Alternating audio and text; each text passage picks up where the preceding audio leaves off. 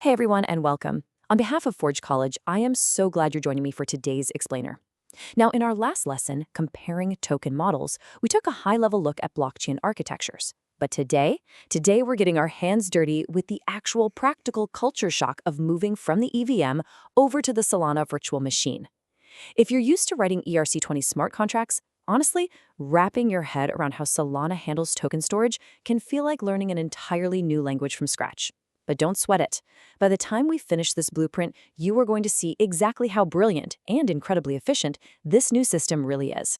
All right, let's take a quick look at today's agenda and outline exactly what we're building. We'll kick things off with the Solana difference to understand how state is separated. Then we'll introduce a really fun mental model in mailboxes and mints.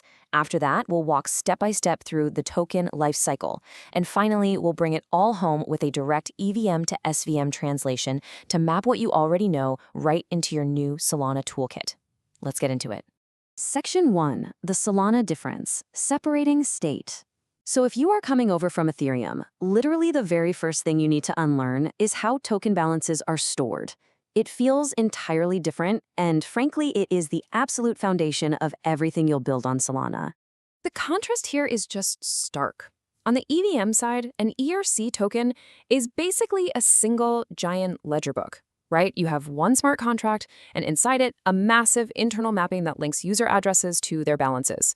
But Solana looks at that and says, no way, that creates a huge bottleneck. So instead of one giant ledger, Solana decentralizes the state into individual, totally separate components. It uses the SPL Token program, which acts as a universal rulebook, and it actually splits the data into two completely different types of accounts. First up is the mint account. You can really think of this as the overarching configuration file, or the master template for the token itself. When you look at this account, you are not going to find anyone's personal balance. No balances here.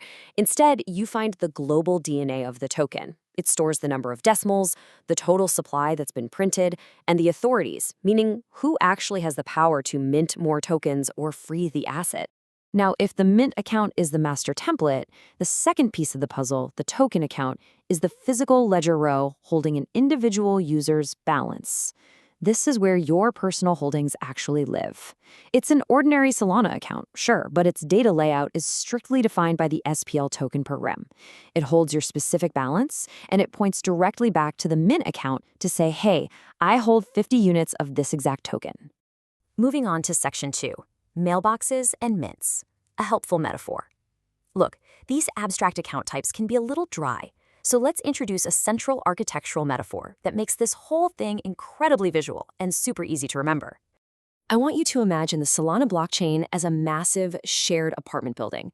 Down in the lobby, there's a giant shelf for all the different types of mail you can receive. The mint account, that's simply the printed label on the shelf. It just describes what kind of mail it is, maybe USDC or BONK. But the token account is the specific numbered mailbox on your front door. If you want to hold USDC, you literally need a USDC mailbox attached to your identity. If you want a different token, well, you have to build another totally separate mailbox for that specific token type. But wait, this brings up a massive routing problem, doesn't it? If every single token balance for every single user is a completely separate account, a separate mailbox, how on earth do wallets and decentralized apps find them without getting completely lost?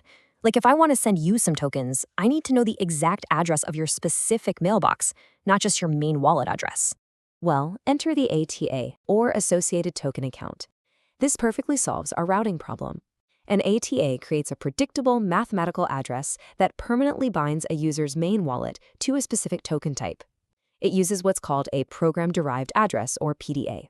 You can think of it like a mathematical GPS coordinate.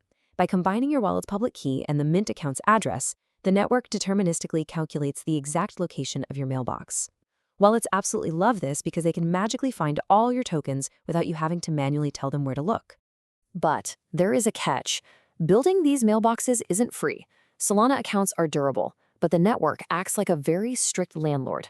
To keep your mailbox from being literally torn off the wall and deleted by the network, you have to fund it with a tiny deposit of native Solana, called lamports. We call this being rent exempt.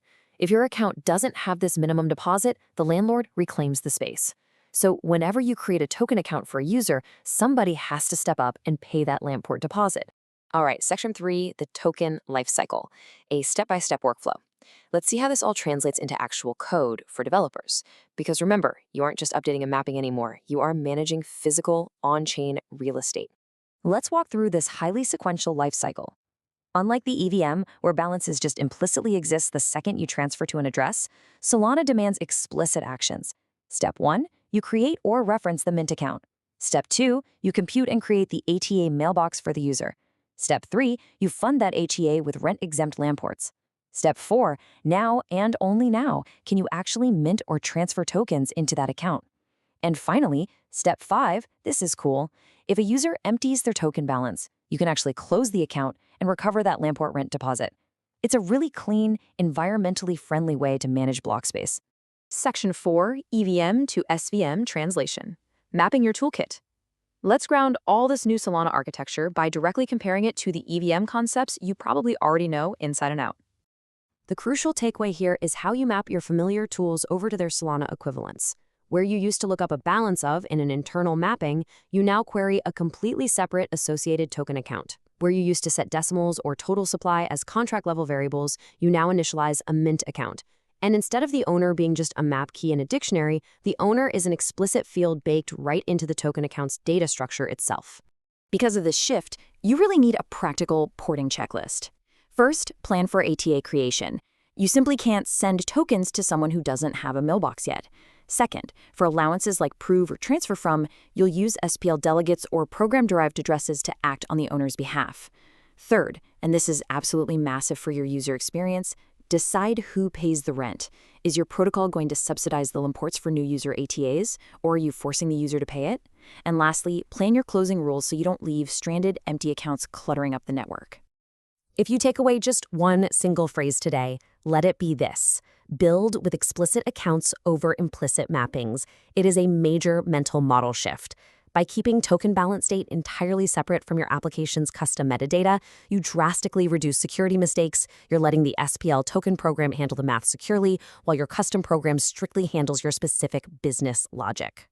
And that brings us to the end of our architectural deep dive. The EVM taught us to trust the implicit magic of a single contract, but Solana challenges us to explicitly own our state. So, which approach are you going to prefer when writing code? Well, in our next lesson, Minting Flows and Transaction Patterns, we are going to get our hands dirty with the exact code and anchor patterns needed to execute these steps.